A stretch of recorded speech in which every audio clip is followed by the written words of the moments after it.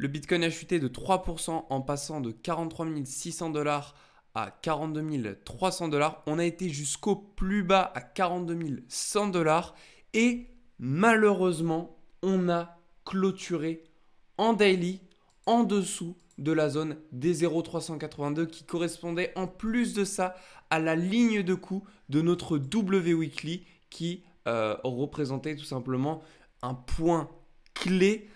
Et malheureusement, cette clôture daily pourrait nous valoir d'aller encore plus bas sur le Bitcoin.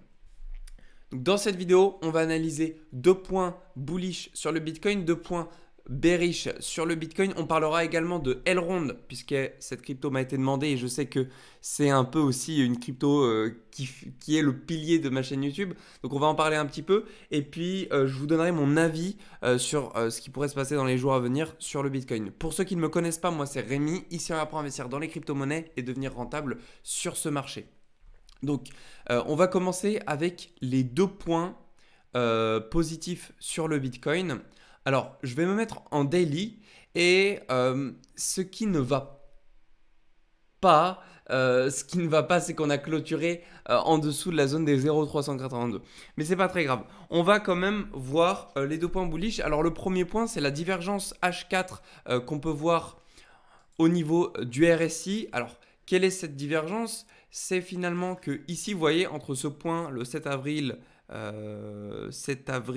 à minuit, jusqu'à ici le 8 avril à 20h, on a une divergence par rapport au RSI, mais aussi par rapport au MACD en attente de validation. Il faudrait un croisement, vous voyez, au niveau 0 pour valider cette divergence. Je vérifie juste si j'enregistre bien. Ok, c'est top.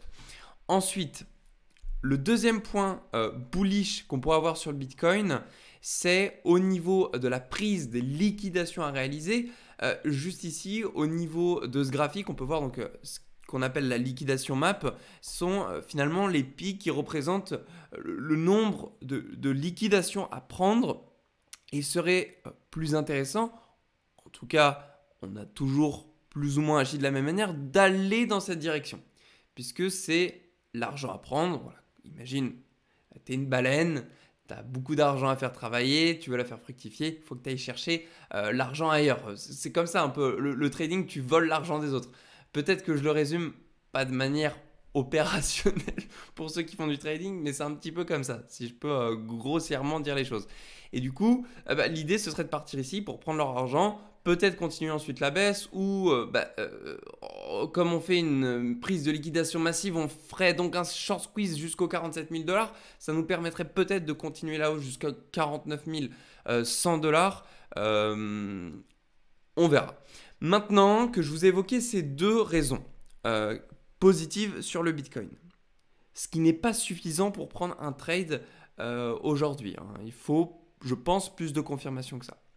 On peut aller chercher, mais moi là je vous donne vraiment les 2 raisons qui me choquent le plus, enfin qui sont les plus conséquentes. Maintenant je vais vous parler des 2 raisons négatives. Donc une, c'est en daily, c'est la clôture qu'on a fait malheureusement, et je dis bien malheureusement parce qu'on aurait dû voir une clôture s'effectuer au-dessus de la zone des 0,382. Et comme on l'a effectué en dessous, on pourrait continuer la baisse que l'on a. Et si on doit aller plus bas, on irait donc aller chercher le second palier de notre retracement de Fibonacci. Et quel est-il? C'est tout simplement la zone des 0,5. Je vais vous l'afficher à l'écran. Vous voyez la zone des 0,5, c'est cette zone-là, juste ici, aux 40 600 $. Alors, je vais vous mettre une petite étiquette, comme ça on retient bien. Vous voyez juste ici, 40 600 $, c'est la prochaine target à aller chercher sur le Bitcoin. Si on casse ce précédent point bas. Mais on va uniquement s'intéresser de manière très simple à ce qui a beaucoup plus d'impact sur l'analyse journalière vue dézoomée. Et là, on sait que comme on a clôturé en dessous de cette zone des 0,382, il y a de très fortes probabilités qu'on aille chercher la prochaine zone aux 40 600 $. Et la deuxième chose qui fait qu'on va être bearish sur le Bitcoin, c'est tout simplement au niveau du long short ratio, on voit qu'on a 72% d'acheteurs sur les produits dérivés, contrats futurs du Bitcoin. Et qu'est-ce qu'on remarque en plus de ça au niveau de l'open interest? On l'avait vu hier ensemble dans la précédente vidéo. Et bien que tout simplement, tandis que le prix du Bitcoin continuait sa chute, au niveau de l'ouverture des positions, c'est-à-dire des positions prises, j'ai une question récemment qui me demandait qu'est-ce que c'était que l'open interest. Imagine, toi tu es derrière ton écran, tu es sur le produit dérivé contrat futur, tu prends ce que j'appelle prendre une position, c'est-à-dire tu vas ouvrir une position acheteuse. Tu vas appuyer sur le bouton achat ou le bouton vente et tu vas avoir une position en cours. Et ça, c'est ce qui est comptabilisé en tant que position ouverte. Et lorsqu'elle se clôture, c'est ce qu'on appelle une position fermée. De ce fait, là, on a un accroissement au niveau des positions ouvertes. Donc, ça veut dire qu'on a énormément de positions qui sont en cours et on peut corréler ça au nombre de positions. Vous voyez, le long short ratio qui nous montre finalement la majorité qu'on a parmi ces positions qui ont été ouvertes. Et la majorité de ces positions, pour 72% de ces positions, au moment où je vous fais cette vidéo, excusez-moi, est de 72%. Donc voilà quelque chose qui nous montre que ça peut être très bearish au niveau du Bitcoin. Donc la grande, je dirais, catastrophe à laquelle il faudrait s'attendre, ce serait à ce qu'on voit le Bitcoin clôturer en weekly. Je vais tout vous supprimer, hein, juste pour que vous compreniez.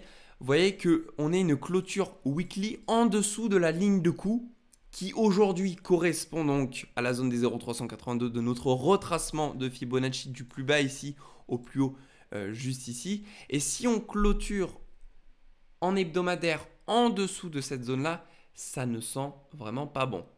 Mais alors pas du tout. Ça pourrait nous invalider le W weekly si on a une continuité après la clôture baissière. Soit il y a deux solutions. Soit on a une invalidation et ça sent vraiment pas bon, le Bitcoin peut partir plus bas. Scénario envisageable, on ne peut pas mettre ça de côté.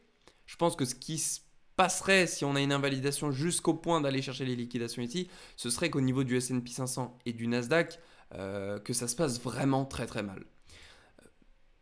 Maintenant, on peut aussi, autre scénario plus intéressant si on veut voir le Bitcoin bullish, ce serait d'avoir peut-être un troisième rebond. Premier, deuxième, troisième rebond.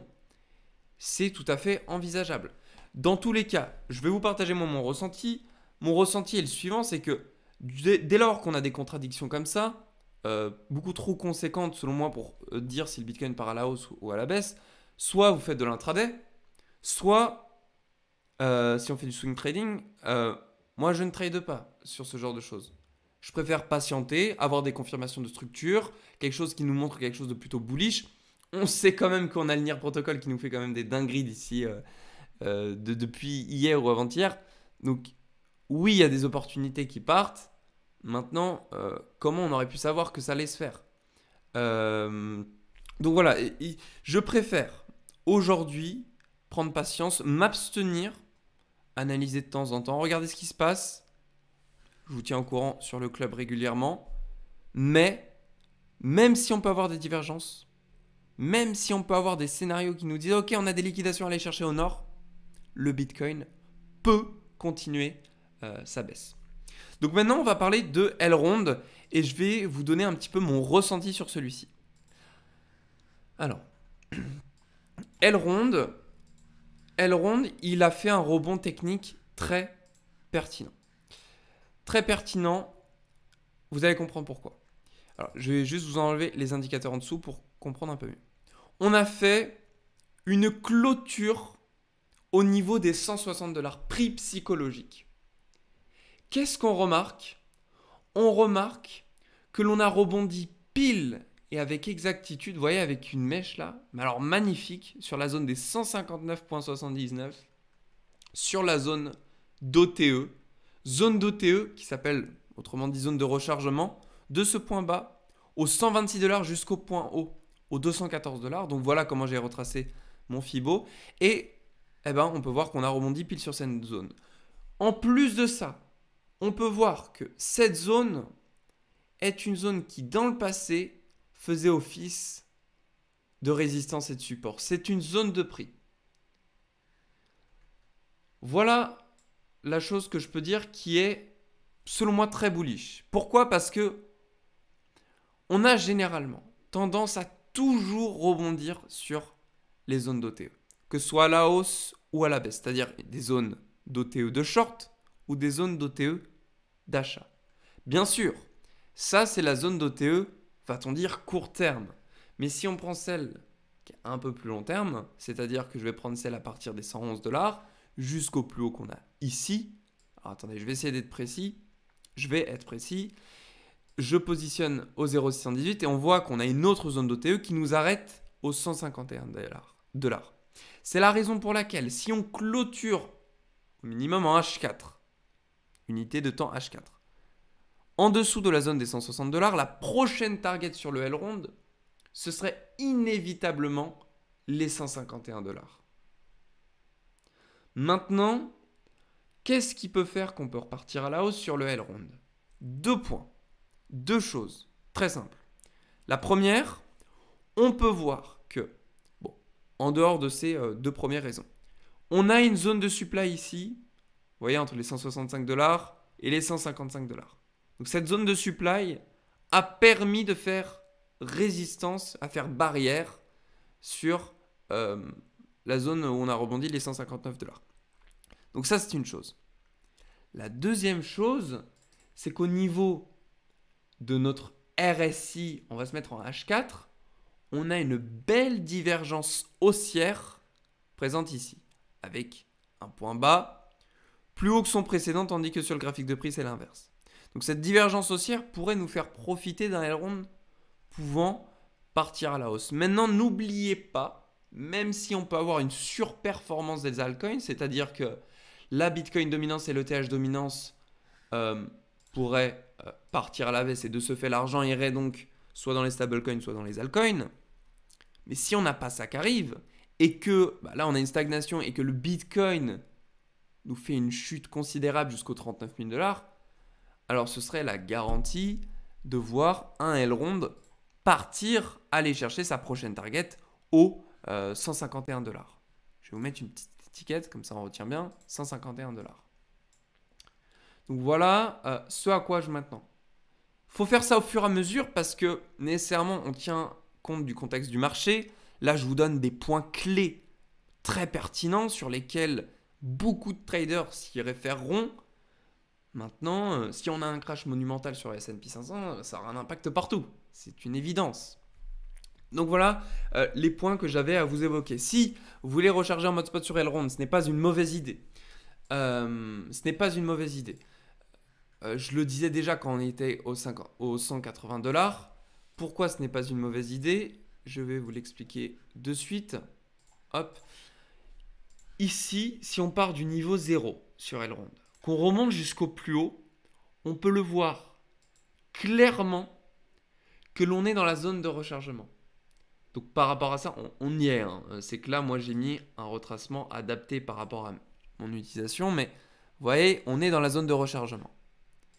Donc, il ne suffirait plus que d'optimiser votre prix d'achat dans cette zone de rechargement. Mais, je veux dire, par rapport aux gens qui ont acheté du L-Round ici ou encore ici, puisqu'on a accumulé, hein, on en a accumulé ici des L-Round, vous êtes largement plus gagnant qu'eux. On n'est bien sûr pas là pour se comparer, mais si vous voulez être profitable sur le long terme, vous achetez du L-Round là, vous mettez un ordre de vente aux 500 $ et basta. Vous faites un x4, vous remettez, une fois que vous avez votre ordre qui s'est exécuté aux 500 $, vous rebasculez sur une autre crypto qui n'a pas encore fait de pump. Et voilà pour ce qui est du L-Round. Si vous voulez rejoindre le club, tout ce que j'ai pu vous partager à l'écrit, c'est-à-dire en fait ceci, alors attendez, je vais vous le afficher, ceci, je vous le partage. Je me suis fixé une petite routine où je vous partage ce genre de choses dans le club. Vous pouvez le voir ici dans le canal Les Graphiques pour ceux qui y adhèrent, ou bien de le canal Signaux Crypto, où en ce moment, comme je ne prends pas de position, du coup je vous partage les opportunités qu'on peut avoir. Donc si ça peut vous intéresser, vous avez le lien pour nous rejoindre, que ce soit via le Patreon ou encore via la modalité dans ici le canal rejoindre le club. Vous pouvez faire paiement via crypto. Donc en tout cas, j'espère que cette vidéo aura pu vous apporter un maximum d'informations pour que vous, de votre côté, vous preniez les bonnes décisions. Bien sûr, je ne suis pas là pour vous dire quoi faire. Je suis uniquement pour vous informer, de savoir qu'est-ce que vous pouvez éventuellement prendre en considération, ce qui peut être bon ou moins bon en termes de direction à prendre sur les assets. Je vous souhaite à tous une très belle journée, prenez soin de vous et on se retrouve dans une prochaine vidéo.